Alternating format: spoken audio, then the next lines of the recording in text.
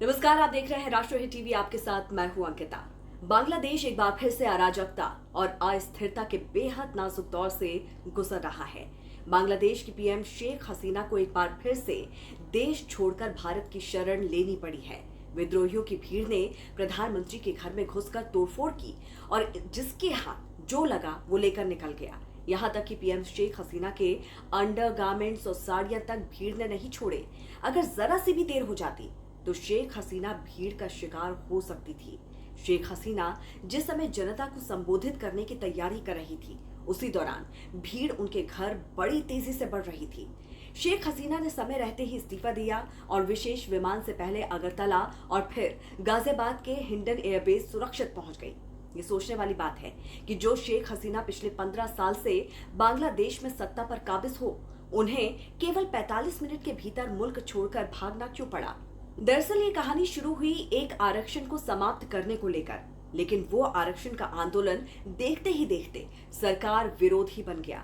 उस आंदोलन का चेहरा और चरित्र ही बदल गया। मामला ये था कि बांग्लादेश साल 1971 में वजूद में आया। जिन लोगों के परिवारों ने बांग्लादेश की आजादी के लिए अपनी कुर्बानी दी, उनके परिवार वालों को सरकारी नौकरी में 30% आरक्षण मिलता था। क्योंकि बांग्लादेश में 2 पीढ़ियां इस आरक्षण का लाभ ले चुकी थी, लिहाजा सरकार ने इस पर रोक लगा दी। लेकिन उसके बाद सरकार के इस फैसले के खिलाफ देश भर में भयानक प्रदर्शन हुए, जोरदार हिंसा हुई। पुलिस और आंदोलनकारियों के बीच संघर्ष में सैकड़ों लोग मारे गए, जिसके बाद शेख हसीना सरकार को अपना फैसला वापस लेना पड़ा। लेकिन इसके बाद भी हिंसा रुकी नहीं। सरकार विरोधी आंदोलन अराजक हो गया। देखते ही देखते सरकारी संपत्तियों और सरकार के नुमाइंदों को निशाना बनाया जाने लगा। उसी का अंजाम है कि शेख हसीना को मुल्क छोड़कर भागना पड़ा। लेकिन इस फिल्म का असली पोस्टर बॉय आरक्षण नहीं, बल्कि एक कम उम्र का छात्र नेता है। इस छात्र नेता का नाम नाहिद इस्लाम है, जिसने शेख हसीना सरकार का तख्ता पलट कर दिया। नाहिद इस्लाम दरअसल ढाका यूनिवर्सिटी का स्टूडेंट है। नाहिद इस्लाम एक छात्र संगठन स्टूडेंट्स अगेंस्ट डिस्क्रिमिनेशन के कोऑर्डिनेटर हैं। नाहिद इस्लाम दरअसल आरक्षण आंदोलन का चेहरा है और उनके एक वायरल वीडियो ने बांग्लादेश में छात्रों में गुस्सा भड़का दिया। नाहिद इस्लाम ने आरोप लगाया था कि 20 जुलाई की सुबह पुलिस ने उन्हें गिरफ्तार कर लिया है। सोशल मीडिया पर एक वीडियो भी वायरल हुआ, जिसमें देखा गया था कि पुलिस उन्हें गाड़ी में बैठा रही है। नाहिद इस्लाम के गायब होने के 24 घंटे के बाद उन्हें एक पुल के नीचे बेहोशी की हालत में पाया गया था। उन्होंने दावा किया कि पुलिस ने उन्हें तब तक पीटा जब तक कि वो बेहोश नहीं हो गए। हालांकि पुलिस ने इससे इनकार किया।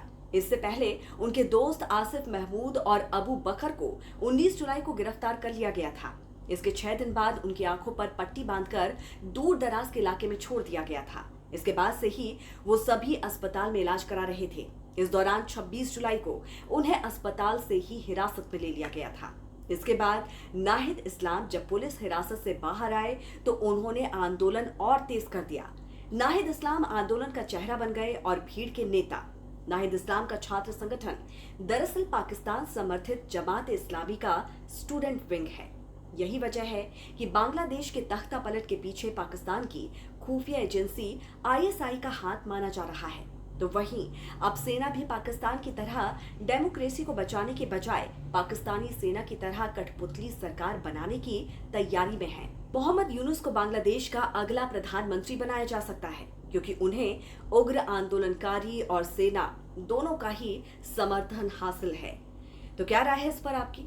जरूर हमें बताइए कमेंट करके। जुड़े रहिए राष्ट्रहित टीवी के साथ। नमस्कार।